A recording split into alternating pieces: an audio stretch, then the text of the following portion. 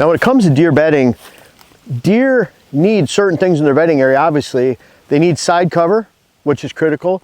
Needs to block them from looking through from one area. That's why a lot of times you have a down tree like this, they'll bed on one side, the other around it. But they need good browse. And in here, it's full of good browse. You have young oaks coming up and a lot of young aspen back here that they've really knocked down. It's almost stunted the aspen because there's not a lot of aspen trees you've cut. And so they're hitting the regen in this location pretty hard. But you can see all the rubs in here and the diversity. We have briars, aspen regen, young oaks, a lot of brush. And you see even with this down tree, it keeps a lot of those weeds up. And so it creates that great side cover. That's what deer want to bed in. They don't want to bed in a solid batch of cover or patch of cover that doesn't have any food and is a monoculture. So the bigger that planting becomes and that bigger that area, the less likely a deer are going to be able to use that entire area, and so it becomes big waste. And I'm talking specifically about switchgrass, but you can apply this to red cedar, spruce, conifer. People say, well, we need a diversity of conifer. What's a diversity of conifer? It's all conifer. Diversity of grass, still all grass. Doesn't really matter. It's no food. And so you want to use a lot of these cover types. Use switchgrass, red cedar, spruce, pine. They're all a base form of cover, even shrubs. We love our silky willows, but we don't want a 5-acre patch of silky willow because then there's no food in it. Silky willow is not a food source, it's a screening shrub. So why are the deer going to bed there? They don't. This switchgrass right here, you can kind of see right here, and this will, Dylan can follow me so you can look down this line. I mean, you see this long line and this strip of switch behind me. And when we have a long line of switchgrass, you can see some of the switchgrass this is our northern blend right here, but you can see it'll get up to 7-8 feet tall. It gets really thick. It's been pounded down a little bit with wet snow, but you can see this is enough, there's still enough cover in this entire line for pheasant. And we do have pheasant out here that made it through the winter, so that's a good thing. You use switchgrass for screening. So by having the switchgrass layer up here, then you go down in the woods right here and we have those cuttings. We have regen, aspen regen, oak regen. We have the down timber, lots of briars coming in, gray dogwood. That's the bedding area.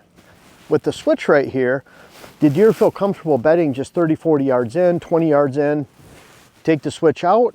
Now you can see from the field all the way down into the woods. And this helps be, Dylan referred to it as a curtain. I believe that's what you said, isn't it, Dylan? Yep, that's one of my go-to illustrations. Think of it as a curtain. And I look at that first wall of protection. It's that first screening layer. And this is why we use switchgrass around our food plots, because it establishes that first layer, that screening layer that establishes bedding right behind it. And the bedding is already built back here. And I'll mention, it doesn't really matter what the size is of this bedding area. If it's small, big, singular, big, doesn't really matter. Does and fawns are going to bed there because it's the closest proximity to the food source. You're not going to have a mature buck bed down there because you make a small bed. Make a small bed, the does are still going to be there. They'll figure it out. We'll have this first screening layer, does, fawns, young bucks, and then old bucks down in the middle if there's enough room left over, which is down in the hollow at this point because we have food on the other side. So you measure that down. There's room for bucks down in the bottom. And it all starts with the switchgrass layer. If we don't have a switchgrass layer here, then we don't have deer bedding 30, 40 yards in or that closest point that they're going to bed in quality cover. They're going to bed further away because they want to feel like they're behind that first curtain, screening layer, whatever you want to call it. And they want to be behind that. So they don't want to look right out in this field. It's stressful to them. Wind's whipping across. They want to get back in there. And so large patch of switch. Deer have to leave that to actually go browse during the day. They need to feed twice during the daylight hours. They're rhythmic pattern feeders that never changes no matter what the habitat is, where they're at. Sometimes they're forced to live in cover even though there's lack of browse or food, meaning a large patch of switchgrass. I'll give you one example. There is a client of mine, and we met at his house. They had a 10-acre area of switch behind their house. After that opening day, they'd wait a couple days and they'd go in there and do a deer drive.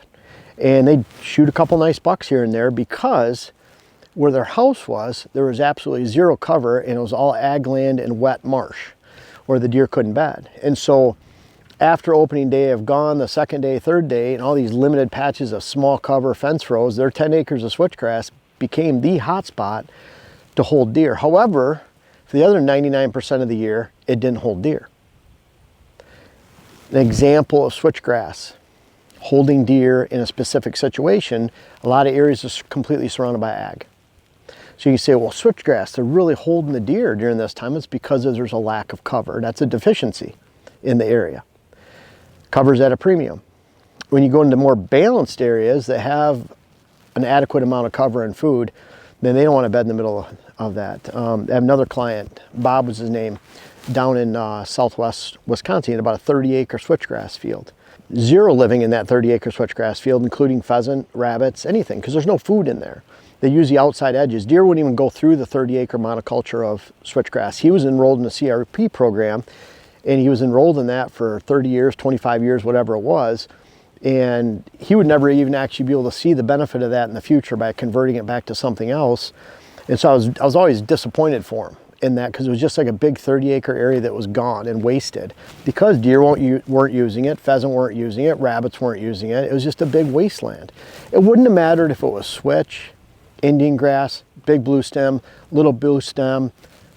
Throw some miscanthus pockets in there. That's just more of the same on top of the same. It's all grass. Grass is grass. Just because you have 5 different varieties doesn't mean it's diversity. No different than if you have a stand of conifers, including red pine, white pine, jack pine, Scotch pine, white spruce, Norway spruce, red cedar, white cedar. You get the picture. It's all conifer. So there's no diversity. No different than all gray dogwood right here. Gray dogwood is not a food. It's a great cover source for lots of different critters, but in itself, it's a monoculture and there's no food value. It's not a good, attractive place for anything unless you have diversity. The diversity is right here. So the switchgrass provides the screening. Provides screening for us. We have 3 miles of switchgrass planted here. 3 miles. And I'm talking lengthwise. We have 3 miles of switchgrass over that on our property. It's all that edging. It's for protection from us getting in and out, for deer from deer. It helps establish bedding areas closer to the field edge, which helps us maximize bedding area in the inside for mature bucks eventually, back in 200 to 250, 300 yards. And so the switchgrass plays a critical role in establishing bedding, but it is not the bedding feature itself. If they're bedding in switchgrass, large fields, 2 acres, 3 acres, 4 acres, you'll find that it's because there's a cover deficiency. And one more example, I had a client in the UP of Michigan, Menominee area. They had large food plot, let's just say it was 8 acres of food, a diverse area of mixed conifer, shrubs, red osier dogwood, lots of stuff coming in. And then over across the road, there's a cedar swamp. They thought by taking out 7 acres of switchgrass, or 7 acres of that diverse cover, that they could put a switchgrass field there, suck all the deer in from the swamp over there, because everyone knows that deer love to bed in switchgrass, right? Wrong. What ended up happening is they put the 7 acres there. For one, there's a predator factor. A wolf can go on the outside of that in that area and scent check and know where every deer is in there and critter to the foot probably. Just go on the downwind edge. But what it did is it took all those deer that were bedding in that diverse area next to the food plot, which would have been in the form of does and fawns, and it relocated them across the road into that cedar swamp that included little hardwood pockets of soft maple, birch, whatever it might have been. So there's at least some diversity over there. And literally the 7 acre block of switchgrass, which they were told to do, this would have been early 2000s. This is a client for at least 15 years ago. It relocated all those deer across the road. So think about that. You should never plant large blocks of switchgrass. It should always be smaller screening layers. Plant switch with a purpose. We have switchgrass out here that's 100 feet wide down to 12 feet wide, 6 feet wide in some areas around our food plots. It is a very critical piece of what we do on the property. We probably have a total of 18 acres of switchgrass out here, but it's all food plot edging. And then if we have really solid brush, briars right up against a food plot edge, we don't need to have the switchgrass because the switchgrass is providing a screening layer. If we already have the screening layer provided by the natural plantings and gray dogwood, briars mix, maybe some hinge cuts, then we don't need the switchgrass there. We can devote more to food plot space. So always think about how to use switchgrass effectively throughout the decades. We've learned what works with switchgrass, what doesn't, and hey, I sell switchgrass seed. If I wanted to be dishonest, I could tell you, hey, you need to plant big blocks of switchgrass, buy my switchgrass seed. But that's not how we work here at Whitetail Habitat Solutions or Pure Wildlife Blends or any of the things we do. We want to give you accurate information, even if it means that we don't make as much money. I think it's better to be honest with you and give it to you straight based on decades of experience than try to make an extra buck and take your money giving you some misinformation. Hey guys, thanks a lot for watching. We're getting our first taste of spring. It's supposed to be 51 degrees today, still middle of the winter, but we're thinking about habitat. We're thinking about food plots, planting with Pure Wildlife Blends, our seed company. We're thinking about our web classes, books. Even if you can hire us, we still have a couple spots available for this year. So check out the website. Really appreciate you watching. We have a lot to offer, and I hope it can help you out this year.